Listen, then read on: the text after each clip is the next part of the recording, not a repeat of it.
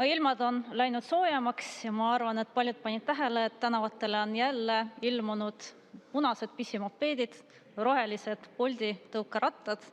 Aga siiani, mis ei ole tehtud, on regulatsioon, et ikkagi vältida erinevaid õnnetusi lastega, mis meil olid, eriti paljud tekkisid need eelmisel aastal, kui meil pisimopeedid tulid tänavatele ja väikesed lapsed hakkasid eelmisel aastal, kui meil pisimopeedid tulid tänavatele ja väikesed lapsed hakkasid nendega sõitma igal pool, nii kõnniteedel kui lihtsalt sõiduteedel.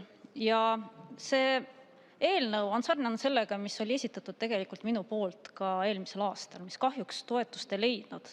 Aga kuna valitsuse poolt jätkuvalt pole tulnud mitte mingit lahendust, samas kohalikud omavalitsused nõuavad, et oleks see lahendus olemas, siis see eelnõu on koostatud tulenevalt nendest regulatsioonidest, mis on vastu võetud teistes Euroopa riikides, kus on ka täpselt väga head näited võtta, olgu see Soome, Saksamaa.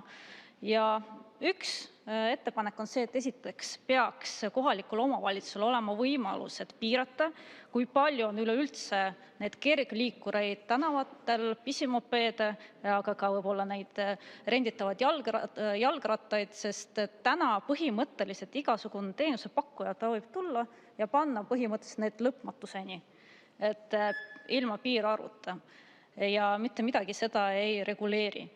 Ja väga paljud näiteks Bolti tõukerattad, neid pannakse välja ainult reklaami jaoks, et tegelikult neid nii palju tänavatele vaja ei ole. Aga muidugi ka teised momendid, esiteks, et alaealised lapsed siis ei saaks, et oleks vanuseline kontroll, et kui on väiksed lapsed, näiteks 8-aastased, 12-aastased, kes on näiteks samamoodi sõidavad, et oleks vanuseline kontroll äpis, et nad ei saaks kasutada pisimopeede, samuti, et oleks juhtimisõiguse kontroll, aga ka kiivri rendi pakkumine. Aitäh! Aitäh!